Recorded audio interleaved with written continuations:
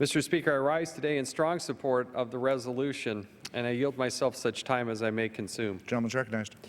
Mr. Speaker, during the past 8 years, a number of newly issued regulations and the cost of those regulations have surged. By the prior administration's own estimates, federal regulations promulgated over the last 10 years alone have imposed a cost of more than $100 billion annually on the American taxpayers. House Joint Resolution 37, which we are considering today under the Congressional Review Act procedures, represents an important step towards rolling back this tsunami of rules. Once a CRA resolution of disapproval for a rule is enacted, agencies cannot reissue the rule or any substantial similar rules in the future. House Joint Resolution 37 revokes the Fair Pay and Safe Workplace Rule, otherwise known as the blacklisting rule. I want to thank Chairwoman Fox for her leadership on this resolution of disapproval. I also want to recognize my fellow original co-sponsors, Mr. Chaffetz and Mr. Mitchell, for their leadership on this issue as well. And I want to highlight the impact of this rule on the federal acquisition system as well as contractors. The rule requires federal contractors to report violations and alleged violations of 14 federal labor laws and undefined equivalent state labor laws for a previous 3 years. Contractors must collect and report this information every time they submit a proposal for a contract, and then every 6 months during the contract performance. Then federal contract officers consult with their agency's newly created Agency Labor Compliance Advisor before determining if a contractor is eligible for a contract award. There are a number of reasons this rule should be revoked. The federal acquisition system is already very complex, inefficient system. This contractor blacklisting rule is exactly the type of requirement an already complex federal acquisition system does not need. The rule adds another contractor clause to an increasingly long list of clauses in every federal contract. It slows down the process that already has trouble delivering goods and services in a timely manner. It increases the burden on federal contract officers who have to review and assess the significant volume of information and take on the role of labor law experts. The rule imposes significant cost on contractors, which means the government, which ultimately means the taxpayers.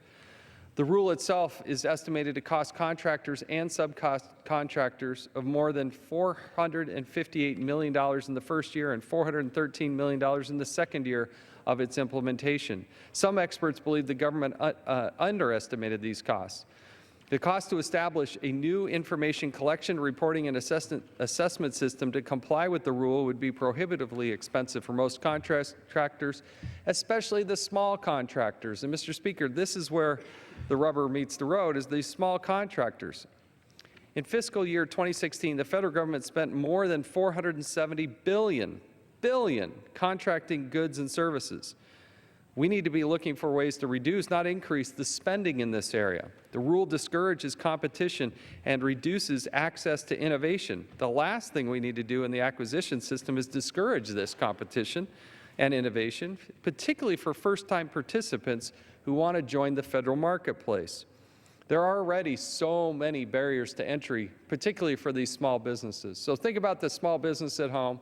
They want to compete for these federal contractors. They may be a very small organization. There's still, even after we pass this resolution of disapproval, there's still rules, there's still laws, there's still a lot of burdens that they have to deal with. But I want to cite some Bloomberg data about the number of first-time federal vendors. We have fallen to a 10-year low, down 24% in 2007, and only 13% in 2016. What that means is the big are probably getting bigger, but the small guy, the mom, the pop, the woman who's starting a new business and wants to compete for these federal contracts, she doesn't have a fighting chance. And for the federal government to put more burdens on there, especially things that haven't been substantiated, it's just not fair, it's just not right.